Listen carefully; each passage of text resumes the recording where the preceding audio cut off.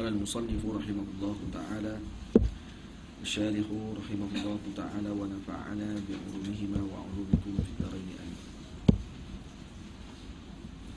فصل في فضل الصلاة على النبي صلى الله عليه وآله وسلم.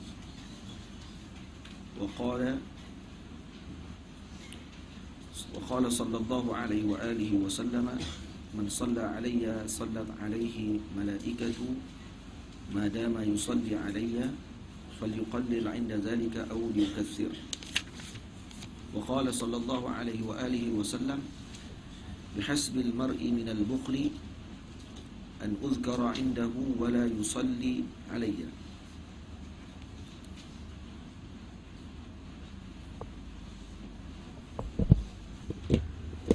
Dan hadis yang diriwayatkan oleh Sayyidina Husain radhiyallahu taala anhu wa alaihi salam dengan lafaz daripada Sunan Tirmizi dan Hakim Naisaburi, al-bakhilu man dzukirtu indahu thumma lam yusalli alayya. Orang yang bakhil itu adalah yang bila aku disebut di sisinya kemudian dia tidak berselawat ke atasku. Dan hadis bihasbil mar'i minal bukhli, sabda Nabi sallallahu alaihi wasallam, bihasbil mar'i minal bukhli ay kafil insani minal bukhli. Cukup seorang tadi dikatakan sebagai bakhil. An uzkara indahu, bila mana disebutkan aku di sisinya, wala yusalli alayya. Wa fi nusqatin falam yusalli alayya. Wa innama kana hadha kafiyan fi nisbati al-bukhli ilayhi li'annahu fawwata ala nafsihi al-khair al-kathir. Jadi cukup dinisbahkan kepadanya dengan bakhil. Dalam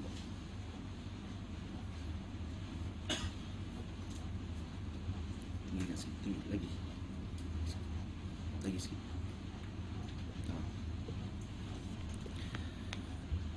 Fawwata ala nafsihi al-khair al-kathir. Di mana dia telah fawat mana dia boleh? Telah kerugian, hilang padanya kebaikan yang banyak dengan disebabkan dia tidak melakukan apa yang diarahkan oleh Allah Ta'ala, yaitu dengan berselawat ke atas baginda Nabi sallallahu alaihi wasallam. Baik.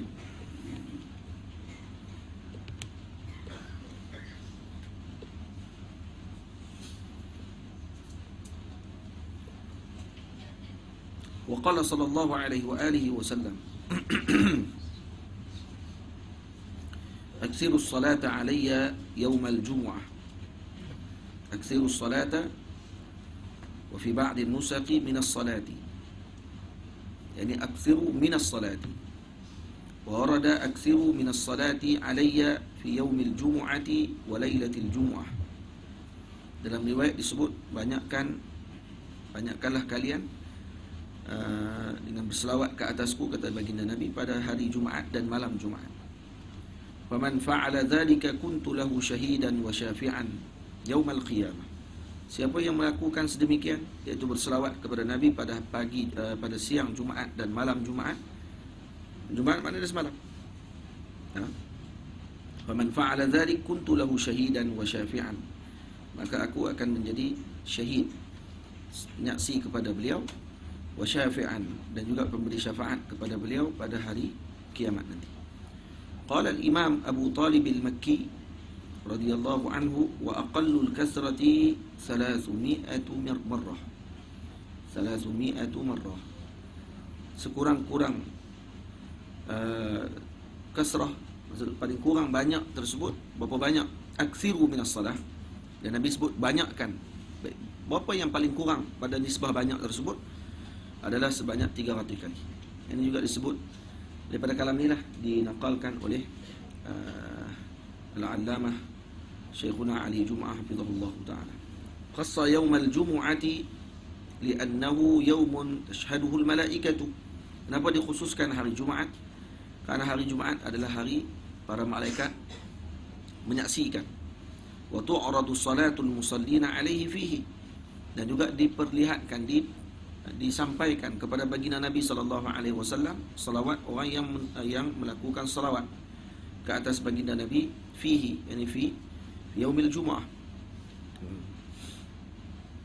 Dan yang jauh daripada baginda Nabi sallallahu alaihi wasallam disampaikan kepada mereka selawat tadi melalui perantaraan yang jauh daripada Nabi.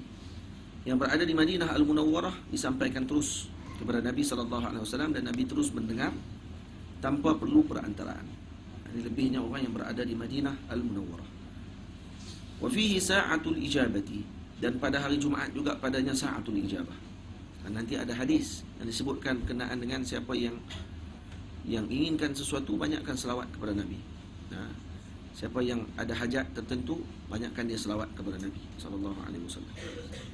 Wa huwa sayyidul ayyami, dan Jumaat adalah sayyidul ayyam, ketua segala hari. Fanasaba an yakuna zarfan li kathrati salati ala sayyidil anam, maka munasabahlah dijadikan dia sebagai zarf, zaman, mana dijadikan sebagai waktu untuk membanyakkan selawat ke atas sayyidil anam. Sesuailah sayyidil anam, sayyidil ayyam, dijadikan hari tersebut sebagai untuk membanyakkan sebutan pada sayyidul anam. Ini ketua kepada segala manusia. Baik, itu munasabah kenapa kita dibanyakkan berselawat ataupun disuruh untuk berselawat banyak pada hari Jumaat. Wa qala sallallahu alaihi wa alihi wa sallama, man shalla alayya min ummati kutibat lahu 10 hasanatin. Ay man shalla alayya ay marratan, siapa yang berselawat ke atasku daripada kalangan umatku berapa kali? Sekali saja. Wa man zada zadallahu fi hasanati. Man shalla alayya min ummati kutibat lahu 10 hasanat. Man shalla marratan. Nah, siapa yang berselawat sekali saja, maka ditulis kepadanya kutibat lahu 10 hasanat. Untuk takkid dengan digunakan dengan fa'il madhi. Nah, ditulis dah. Wa muhiyat anhu 10 sayyi'at, dan juga dipadamkan daripadanya 10 kesalahan yang dilakukan. Baik. Hadis ini riwayat Al-Imam An-Nasa'i fi Sunanil Kubra, dan Imam Al-Bazzar fi Musnadihi, dan Al-Imam At-Tabarani fi Mu'jamil Kabir. Yang disebut dalam hadis yang diriwayatkan oleh Sayyidina Abi Burdah dengan lafaz man shalla alayya min ummati salatan mukhlishan min qalbihi sallallahu alaihi biha 10 salawat. Sallallahu alaihi biha 10 salawat wa rafa'ahu biha 10 darajat wa kataba lahu biha 10 hasanat wa maha anhu 10 sayyi'at. Siapa yang berselawat ke atasku, kata Nabi, di kalangan umatku, 1 selawat mukhlisan min qalbi. Mukhlis, selawat kalau tak ikhlas pun diterima oleh Allah Ta'ala. Cuma yang nak mendapat fadilat ini kena ikhlas. Faham? Yang berniat dengan ini, dengan ikhlas dalam hatinya selawat kepada Nabi sallallahu alaihi wasallam tadi, maka dia akan dapat fadilat. Itu makna mukhlisan min qalbihi. Jadi orang tanya nanti, bukan selawat tak perlu, kalau tak ikhlas pun diterima juga. Ya betul, tak diterima. Hatta kalau tidak ikhlas pun diterima. Amalan yang terus diterima tanpa ditolak adalah salawat kepada Nabi sallallahu alaihi wasallam. Dan orang yang banyak berselawat kepada Nabi tidak akan terpengaruh mereka dengan faham yang tidak betul pada akhir zaman ni. Atau akhir zaman ni, ketika zaman faqdil murabbi, kalaulah tidak ada murabbi, kalau tidak ada, ramai murabbi masih banyak, tapi kalaulah tidak ada, dia dah bazul juhud untuk cari murabbi, untuk bimbing ruhnya, tapi tidak jumpa juga, maka lazimi salawat kepada baginda Nabi sallallahu alaihi wasallam, kerana salawat akan membimbing orang tersebut daripada tergelincir kakinya ke tempat yang tidak elok ataupun mengikuti kelompok yang tidak elok. Wa qala sallallahu alaihi wa alihi wasallam, man qala hina yasma'u al-adhana wal iqamata Waw bimakna aw. Man qala hina yasma'ul adhana awil iqamata. Siapa yang menyebut ketika mana mendengar azan dan iqamah. Dalam riwayat Imam Bukhari, hina yasma'un nida. Hina yasma'u an-nida wa fussira bil adhan. Jadi ketika mendengar nida, nida tadi dengan maksud azan. Wa qala wal iqamata Allahumma rabbi. Allahumma rabbi, Allahumma rabba hadhihi ad-da'wati an-nafi'ah was salati al-qa'imah ati Muhammadan al-wasilata wal fadilata wa ba'athu maqaman mahmuda alladhi wa'adtah halat lahu syafa'ati yawm al-qiyamah. Ya Allahumma rabba ay ya rabbi. Nah, hadhihi ad-da'wati an-nafi'ah wa hiya al-adhan. Da'wah an-nafi'ah. Ya Allah, Tuhan, hadhihi da'wah an-nafi'ah. Ini doa ini. Apa doa ni? Azan tersebut. Alif lam lil ahdi. Maksudnya al-azan. Was salatil qa'imah. Kenapa dipanggil azan ni da'wah nafi'ah? Lianna fihi da'wat at-tauhid. Karena padanya da'wat at-tauhid. Allahu akbar, Allahu akbar. Asyhadu an la ilaha illallah. Ila akhir al-azan. Wa fi riwayat al-Bukhari at-tammah. Allahumma rabbi hadhihi da'wati at-tammah. Kita baca itu. Wa qawluhu al-qa'imah. As-salah al-qa'imah allati satuqam. Yani salat yang akan didirikan. Ati Muhammadan al-wasilata wal fadilah. Ati ay a'ti Muhammadan al-wasilata wa hiya a'la darajatin fil jannati. Ini bagi wasilah. Wasilah a'la darajat fil jannah. Ada satu tempat dalam syurga Allah Ta'ala yang mana tempat tersebut dipanggil al-wasilah. Bagian a'la darajat dipanggil wasilah dalam syurga Allah Ta'ala. Tempat ini adalah tempat Nabi kita Muhammad sallallahu alaihi wasallam. Daripada wasilah inilah, daripada tempat Nabi inilah istananya baginda Rasul sallallahu alaihi wasallam. Padanya syajaratut tuba. Pokok tuba. Pokok tuba ni akan dia punya segala batang pokoknya ataupun ranting pokoknya tadi akan menjalar masuk ke dalam rumah ahli syurga. Semua rumah ahli syurga nanti akan ada pokok ni dalam rumahnya. Maksudnya semua daripada asalnya, daripada rumah baginda Nabi sallallahu alaihi wasallam. Syajaratut tuba. Dan keadaan syurga ni seperti bukit. Dia walaupun begitu, orang yang di atas, orang yang berada di tempat dia pada waktu tersebut, betapa hebatnya nikmat yang dia dapat pada waktu itu, seakan-akan dia menganggap bahawa tidak ada lagi di atas dia pada waktu itu. Faham? Tapi dia nampak orang yang di bawah dia. Dia nampak orang yang di bawah dia. Cuma dia anggap macam dia paling atas sekali pada waktu itu. Faham? Begitu juga orang yang di atas ni. Yang di atas akan nampak orang di bawah, dan dia tidak nampak yang di atas. Dan seakan dia yang di atas pada waktu tersebut. Faham? Baik. Dan kemudian walaupun begitu akan nampak rumah baginda Nabi sallallahu alaihi wasallam. Dan semua akan nampak tempat Nabi sallallahu alaihi wasallam. Cuma orang yang akan bersama dengan baginda Nabi sallallahu alaihi wasallam di akhirat nanti, qurbihi atau qurbuhu bi sayyidina Rasulillah sallallahu alaihi wasallam bihasabi kathrati dzikrihi li Rasulillah sallallahu alaihi wasallam fi dunya. Banyak mana dia banyak sebut Nabi di dalam dunia ni, banyak itulah makin dekat dia dengan baginda Rasul sallallahu alaihi wasallam. Begitu juga kedudukan di dalam syurga Allah Taala. Bihasabi qiraatil Quran. Bi'adadi ahrufil Quran. Sebanyak mana huruf Quran yang kita baca, sebanyak itulah Quran akan menyebut irtaqi. Naik. Disebut macam tu. Selagi mana tidak berhenti pada hujung ayat yang kita baca. Maknanya dalam Quran ada 6,000 lebih ayat. Kalau orang ni khatamkan sebanyak 30 kali 30, berapa kedudukan dia? Dan bayangkan yang khatam 30,000 kali, 50,000 kali seperti para awliya Allah Subhanahu wa taala. Sayyidatina Nafisah radhiyallahu taala anha mengkhatamkan Al-Quran di dalam maqamnya. Sebab dia korek maqamnya sebelum dia wafat. Dia dah korek siap dah. Dia dah khatam di tempat tu saja hampir 30,000 kali. dalam maqam tu.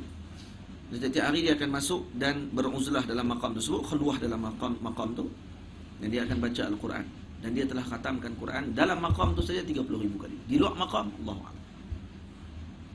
Dalam maqam 30,000 kali. Jadi bagaimana kedudukan mereka di sisi Allah Ta'ala? Bagaimana dia dengan Al-Quranul Karim? Maksudnya jenuh kita nak ligan. Dia kata 30,000 kali. Duk Mesir 4 tahun pun tak tentu dia boleh khatam 30,000 kali. Baik. Jadi kita akan baca tentang Quran, bab berkenaan dengan ahli Quran dalam Tanbihul Alifba. Baik. Muhammadanil wasilah wa hiya a'la darajatin fil jannah. Wal fadilata al martabata az-zaidata ala sairil khalq. Dan juga mendapatkan martabat tambahan yang lebih tinggi daripada segala makhluk. Wa amma ziyadatu wad darajatu ar-rafi'ah kama fi ba'd an-nusakh faqala al-hafiz as-Sakhawi lam araha fi shay'in min ar-riwayat. Yang kita ada baca kadang-kadang, Allahumma rabbi hadhihi ad-da'wati at-tammah was-salati al-qa'imah ati Muhammadan al-wasilata wal fadilata wad darajata ar-rafi'ah. Tidak? Kan ada baca kan? Yang itu kata Imam Sakhawi, lam araha fi syai'in min ar-riwayat. Maksud fi riwayah. Dalam riwayat tidak ada. Baik, adakah bila tidak ada dalam riwayat maksudnya haram untuk kita berdoa? Tak. Itu syai' akhar. Cuma kita kata itu tidak ada dalam riwayat. Faham? Cuma maknanya betul. Dan kalau nak baca dengan nak wukuf dengan apa yang disebut oleh baginda Nabi sallallahu alaihi wasallam, ada afdal. Mulakan yang itu dulu. Tapi kalau kita nak baca dengan niat kata itu bukan riwayat, tapi itu termasuk doa, tak ada masalah. Qauluhu, ada orang bila kata tidak ada riwayat mana dia haram. Ui, mana? Tak, sebenarnya tidak ada riwayat, maka maksudnya benar tu jadi haram.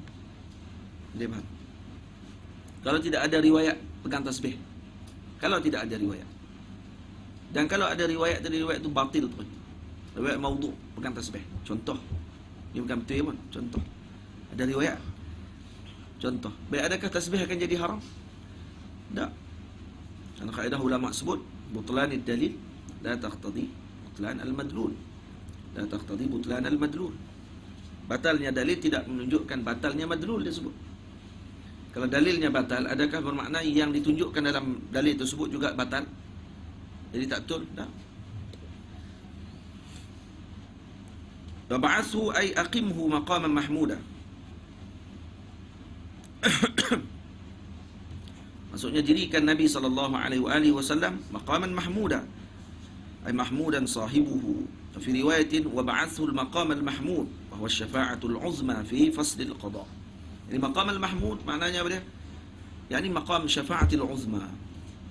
Syafa'atil uzma. Syafa'atil uzma kerana tidak ada orang yang boleh memberi syafaat pada waktu tersebut dengan syafaat yang diberi izin oleh Allah kepada seseorang melainkan kepada Nabi sallallahu alaihi wasallam. Ada syafaat yang lain-lain. Syafaat ahli Al-Quran kepada keluarganya, syafaat ulama kepada keluarganya, syafaat ulama kepada umat yang ada di kelilingnya, syafaat anak kecil kepada bapaknya, ibunya yang sabar dengan kematiannya ketika dia kecil. Syafaat ini syafaat, banyak syafaat kan disebut dalam kitab berkenaan dengan syafaat. Tapi syafaatil uzma ada milik Rasul. Ada sya'ni Rasul sallallahu alaihi wasallam. Itu untuk Nabi sallallahu alaihi wasallam. Seorang-seorang saja. Yang ketiga mana tidak ada lagi, dan waktu kekacauan tersebut Nabi akan sujud. Dan kemudian Nabi akan kata, Nabi sallallahu alaihi wasallam dihadirkan kepada saya pujian kepada Allah yang tidak pernah terlintas dalam hati manusia pujian tersebut. Pujian yang paling agung yang disebut oleh baginda Nabi.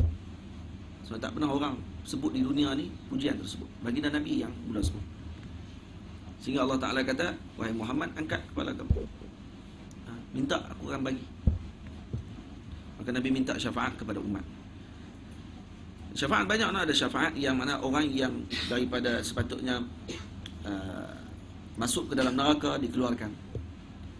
Orang yang pahalanya lebih rendah, kecil daripada dosanya, diberatkan oleh baginda Nabi. Dan riwayat kata diletakkan serban Nabi di atas timbangan yang berat, maka diberatkan sebelah yang banyak, yang baik maka menyebabkan orang tu masuk syurga. Itu semua syafaat-syafaat tadi. Dan kita ni mengharapkan salah satu daripada syafaat tersebut. Itu je. Dan moga-moga kita ni masuk teruslah ke dalam syurga Allah Ta'ala. Tanpa singgah sebentar merasai neraka Allah Ta'ala. Tak maulah. Kata siapa nak try tengok. Boleh rasa dua-dua ambil pengalaman. Siapa tak mau lah. Kalau tengok tu rasa nak patah balik ke dunia. Jangan masuk walaupun sat. So, masalah dia kalau masuk mati tak apa. Masuk terbakar mati terus hilang. Tak apa. Masalah masuk tak mati-mati. Pas sakit jadi balik. Dijadikan balik. Badalna juludan. Kami tukar dia punya kulit dia. Kenapa dia tukar kulit? Kerana dikekalkan sense, dikekalkan dia punya deria. Tukar kulit, deria ada lagi. Maka akan rasa sakit lagi. Dan sakit tu akan makin bertambah. Dia tak ada istilah lepas dah lama sangat, mungkin dah juta tahun duduk dalam neraka, maka pada waktu tersebut dia dah rasa mangli. Orang Kedah kata mangli. Faham mangli? Maksud dia boring lah. Rasa panas, tiap hari tak rasa panas lah. Tak ada lah. Dia akan sakit pada setiap masa. Kalau tidak tak lama lah azab. Dan riwayat yang menceritakan tentang ahli neraka bersembang sama-sama ahli neraka tidak menafikan mereka sedang dalam kesakitan pada waktu tersebut. Kan ada riwayat kan, ahli neraka sembang ahli neraka.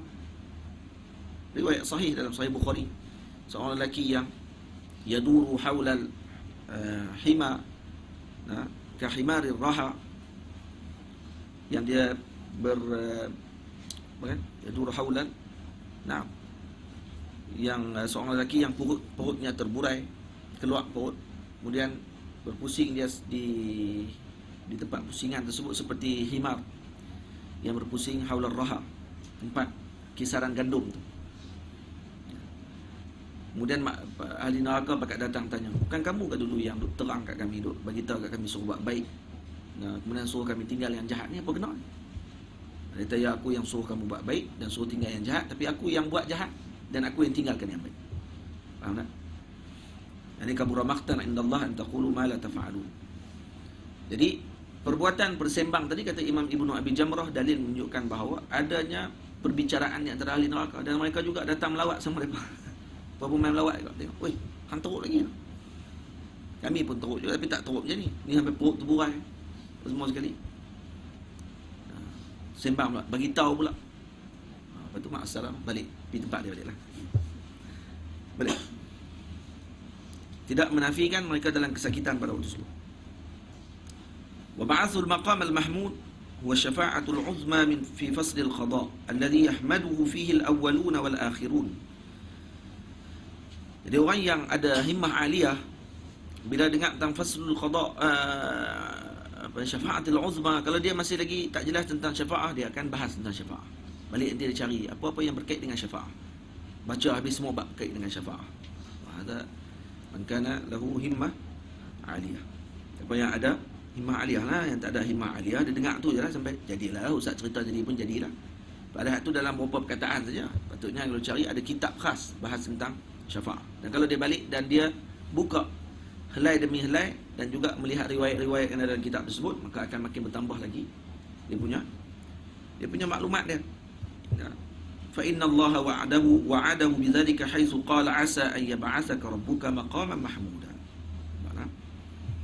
Baik.